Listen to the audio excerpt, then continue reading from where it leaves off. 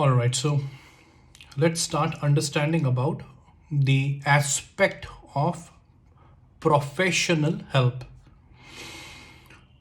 So, what are the things you need to keep in mind when you want to seek professional help for individuals who are suffering from suicidal acts, suicidal tendencies, or suicidal thoughts? All right. So always remember there is no substitute for professional help. That is, when it comes to the diagnosis and treatment of suicidal ideation or even prevention of suicidal acts. Thus, do not try to manage suicidal ideation completely and solely on your own.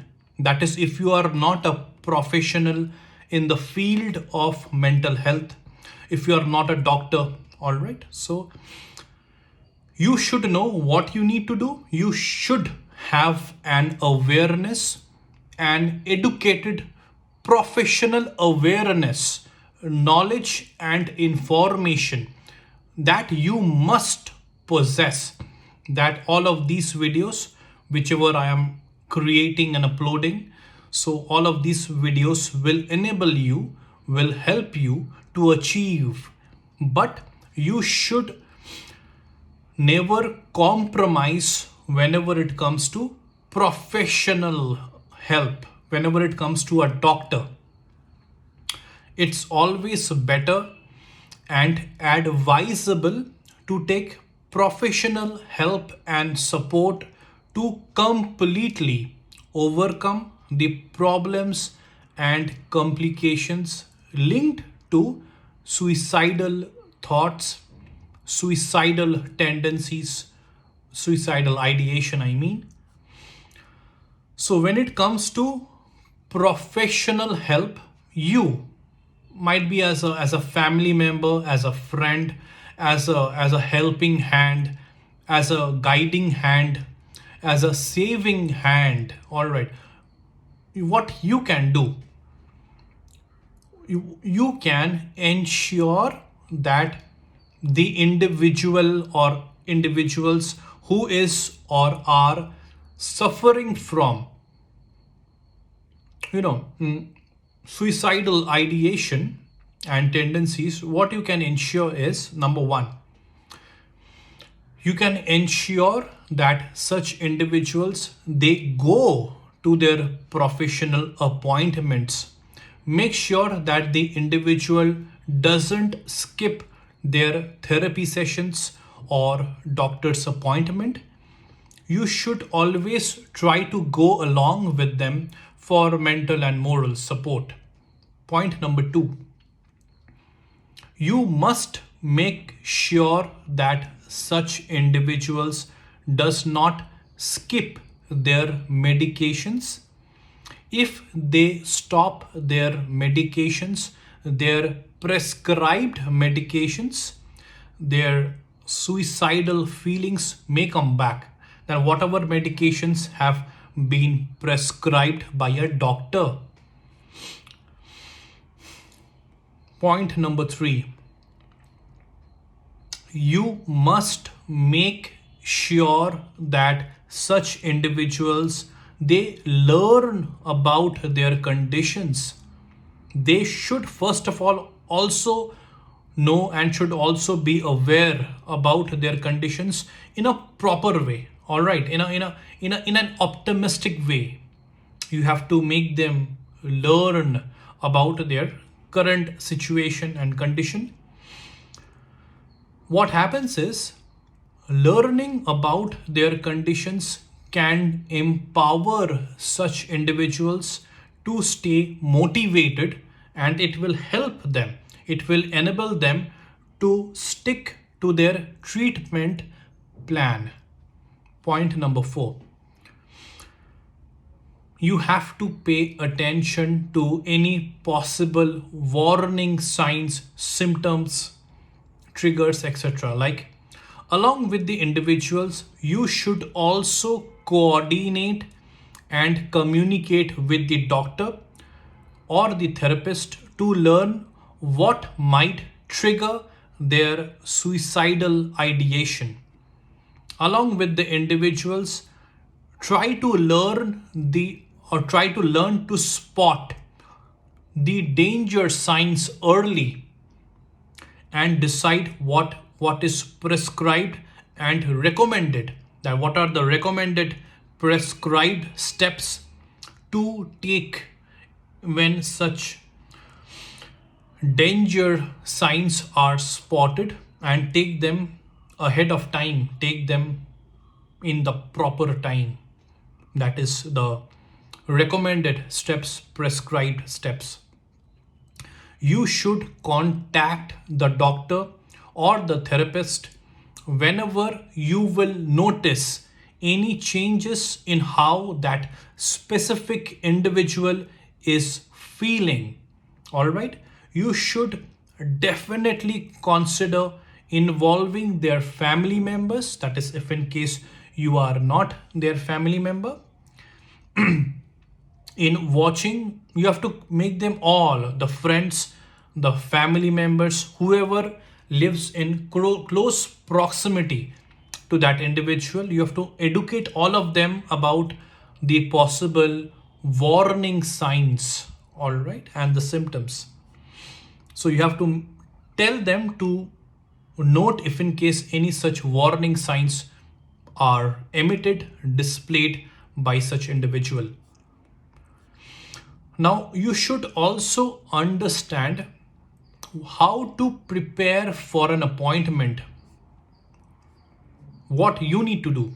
So when you call for a primary care doctor to set up an appointment, that is for individuals who are suffering from suicidal ideation, they may be referred immediately, like such individuals, they may be referred immediately to a psychiatrist or a psychologist also.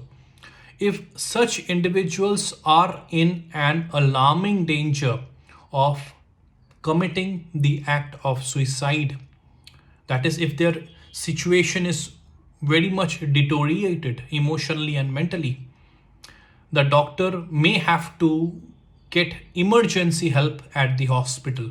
All right, so what you can do in such situations, again, as a helping hand, as a guiding hand, as a supporting hand, as a saving hand,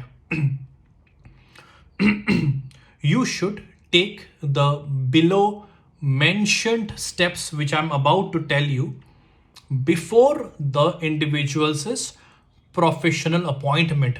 These are the steps that you need to do, or that you can do, you must do actually.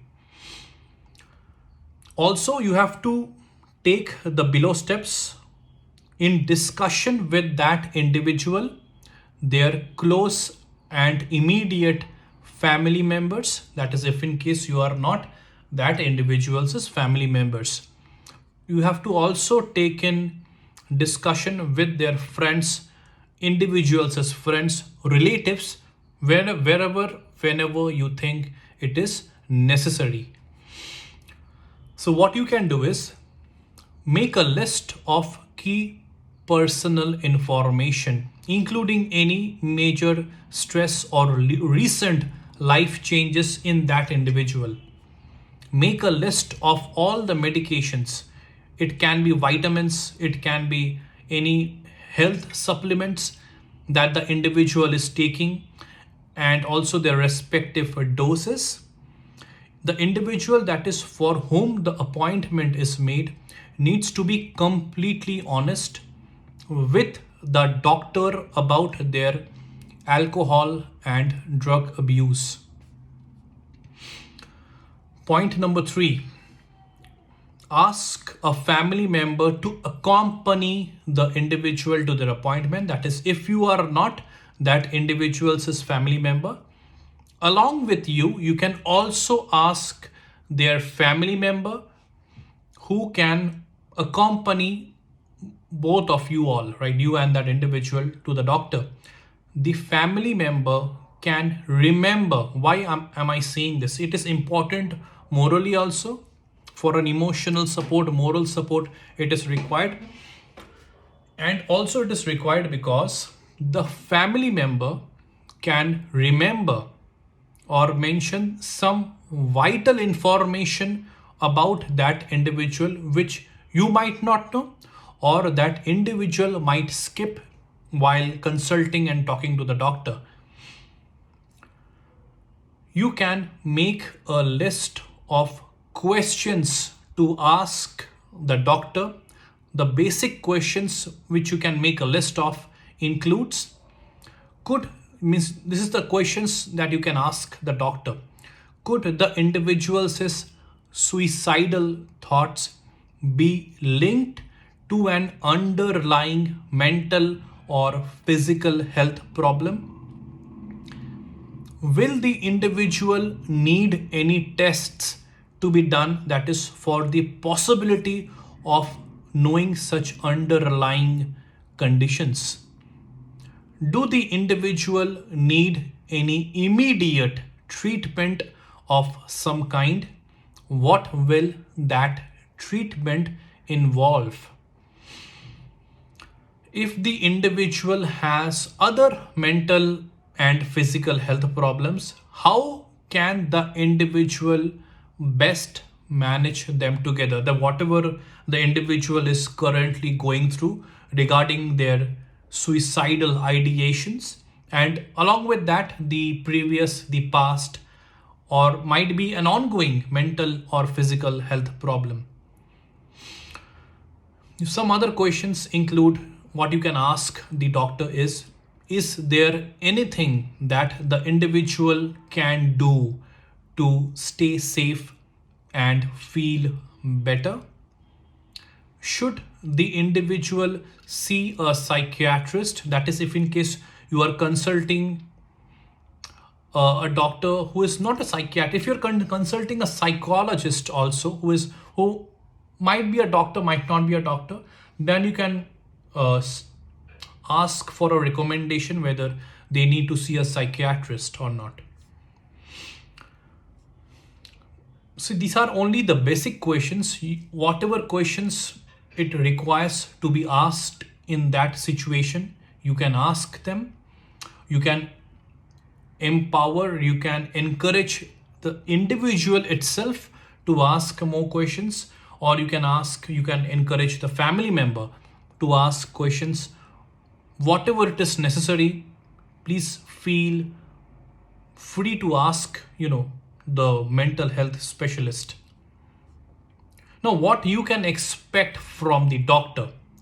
Okay, so the doctor, now you have done your homework, you have done your work. Now what also you have to keep in mind is, you need to be aware of what the doctor might say to the individual.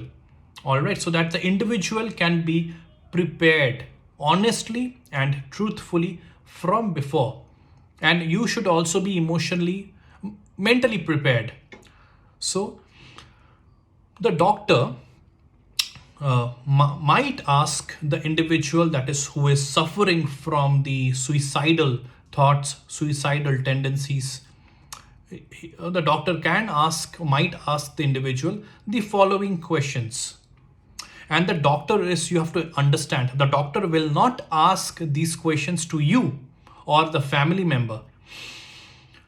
The doctor is most likely to ask the below questions to the individual itself, because it is the individual's mind which the doctor needs to analyze, and who is better to reveal than the individual himself or herself.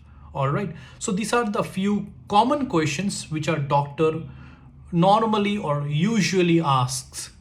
Number one, so these are the questions that the doctor is asking that individual. When did the individual, or when did you, if I'm using you here. When did you first begin to have suicidal thoughts? So the doctor is asking the individuals, have the suicidal thoughts been continuous or occasional? Have you ever tried to take your own life? So again, I'm saying that these are the questions that the doctor is asking the individual, all right? So I'm talking to you in a first tense. I think is it, I don't know. Grammatically, I'm telling it to you in this particular way. Do you have a plan to commit suicide? The doctor is asking the individual. Now, if the individual have a plan, now if suppose if you have a plan, the doctor is asking that individual, if you have a plan, does it involve a specific method, place or time? Again, the doctor is asking that individual, have you made any preparations such as gathering pills or writing suicide notes? The doctor is again asking that individual, do you feel like you can control your impulses when you feel like killing or hurting yourself? Again, the doctor is asking that individual, do you have friends or family members that you can go to for help? Do you have or do you drink alcohol? If yes, how much and how often? What medications do you take? Do you use recreational drugs? What, if anything, is helping you deal with your suicidal thoughts, ideas, tendency, that is the suicidal ideation? Is there anything which you think is worsening your suicidal thoughts? It is making it more aggregated. What do you feel about the future? Do you feel that things will improve in the future? So please note that all of these questions the doctor is asking that individual himself or herself, all right? So you have to know, or you have to tell the individual from before that whatever questions the doctor asks them, they need to be completely honest in answering the doctor's questions. So when the appointment have been scheduled, all right, but you cannot see the doctor immediately, like that the individual cannot go and see the doctor immediately. What you can do is, as a helping hand, as a saving hand, as a guiding hand, you can make sure that the individual is staying safe. Keep in regular touch and be in constant touch with the individual's immediate family members, that is whoever are staying with that individual. Be in regular touch with that individual's friends or other meaningful connections whom that individual trusts. So you have to know this. If you still feel that the individual is in real or fatal danger of hurting themselves, you have to get emergency help, and that too immediately. All right, don't wait for it.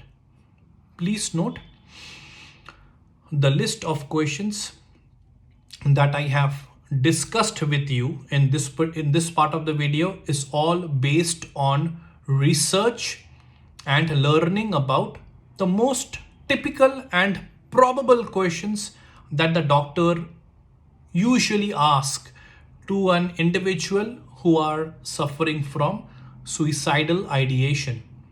It is not sure shot though that in every case and scenario these questions will only be asked, all right?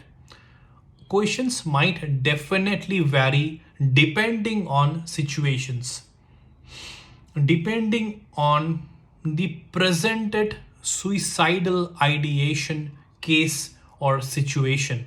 Questions might vary. So, with these questions, now you understood. I'm definitely sure you understood these questions. So, this will provide you with a generalized idea, but an important idea, all right, regarding the doctor's appointment sessions and for your learning, education, awareness, and mental preparations. So, this is what I wanted to discuss in this part of the video. In the next video, and I believe the next part will be the last part of this particular subject. And in the next part, I will talk to you about certain points which you need to keep in mind when helping a suicidal ideation individual. Certain don'ts that you need to keep in mind. All right. And along with that, I will provide to you certain suicide prevention helplines in India, because I am staying in India. I am having an awareness about certain or some suicide prevention helplines in India that are operating from a very long time and are also quite popular, I believe. All right. So I will share with you all of these information. And one particular information, one particular data I can share, which also it refers to a worldwide information, that is befriend us. I will let you know in the next part. All right. So I hope you are understanding, you are taking a note of the very essential information from all of these videos. All right. So please come back for the last part, for the final part of this video series, where we are learning about, or where I am teaching you, so that you all will properly, professionally learn and be aware about suicidal ideation, and most importantly, how to prevent suicidal acts and suicidal ideation. All right. So I will see you in the next part.